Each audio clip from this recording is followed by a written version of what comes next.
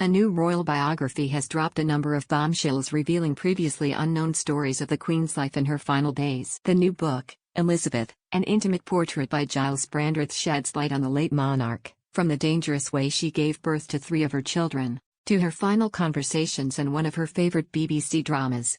Elizabeth II was the only monarch most of the nation ever knew before she died surrounded by some of her family earlier this year. Her death left the nation in mourning. Here are 8 things we learned about the late monarch's life. The royal biographer and friend of Prince of Phillips claimed that the Queen was battling a painful cancer before she died.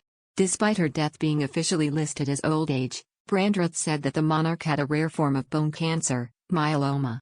He wrote, "I had heard that the Queen had a form of myeloma, bone marrow cancer, which would explain her tiredness and weight loss and those mobility issues we were often told about during the last year or so of her life.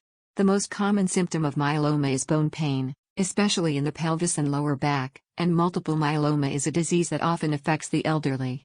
Currently, there is no known cure, but treatment, including medicines to help regulate the immune system and drugs that help prevent the weakening of the bones, can reduce the severity of its symptoms and extend the patient's survival by months or 2 to 3 years." The Queen's final conversations were with some of those nearest and dearest to her in the week of her death. On the final weekend of her life, she spent time with the Right Reverend Dr. Ian Greenshields. They dined together Saturday evening, before he delivered a sermon to her during church the next day, and they had Sunday lunch as well. He described her as being in fantastic form and said they spoke about the Queen's childhood, her horses, church affairs and the war in Ukraine, about which she expressed sadness. A few days later, the Queen spoke to her favorite horse trainer Clive Cox about the prospects of one of her horses, Love Affairs, who was due to race that week. They would win. In the same day, she welcomed the 14th and 15th Prime Ministers of her reign, Boris Johnson and Liz Truss. The outgoing PM described her as unable to have been more kind, more sympathetic or more personally encouraging. The Queen tragically was not there when Philip died despite refusing to leave his side in the last week of his life, the book claimed. After Philip retired in 2017, Brandreth wrote that the couple would regularly go weeks without seeing one another. They kept in touch over the phone as Philip wanted to see out his days in his own way. But as his health deteriorated, she stayed by his side in the last week of his life. But on April 9, he slipped away so quickly that palace staff weren't able to wake the Queen in time. The Queen sat alone at Prince Philip's funeral, and an image of her at St. George's Chapel was a reminder of the pain so many people felt, losing a loved one during the pandemic and being unable to mourn with others.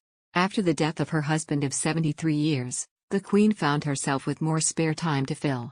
One way she dealt with this was turning to watching television, including one of her favorite dramas, the BBC's Line of Duty, the book claimed. She did dislike what she called the constant mumbling on the show and sometimes couldn't keep up with the plot, but enjoyed it nonetheless. The new royal biography also claimed the Queen gave birth using a discredited technique for her first 3 children. She used the Schlaf technique, or twilight sleep, where pregnant women are induced into an amnesiac state. The approach originated in Germany but was popular in New York in the 20th century. The women are injected with morphine and scopolamine, which induces a drowsy state with some pain but not a loss of consciousness. The technique is no longer used and causes postnatal impacts, as it did with the Queen and Prince Andrew. The book states, the Queen's first 3 children were born using a now discredited form of childbirth known as Schlaf, during which patients are drugged to put them in an amnesic state during labor known as twilight sleep. Prince Andrew's fall from fame was swift and decisive following his interview with the BBC's Emily Maitlis. He continues to deny all accusations against him after he was booted from being a working royal over his connections to Jeffrey Epstein and a court case in the U.S. of sexual assault that has now been settled outside of court, reportedly with Andrew paying £12 million, and the prince making no admission of guilt.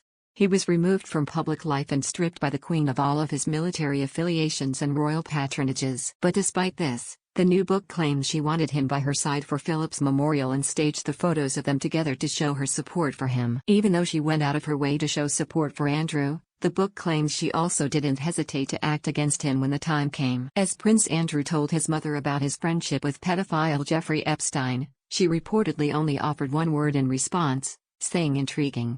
He goes on to say the Queen always remained discreet and never said more than absolutely necessary.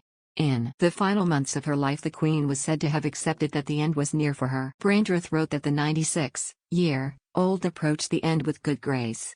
Whilst her death caught many by the surprise, the book claims she knew her death was coming.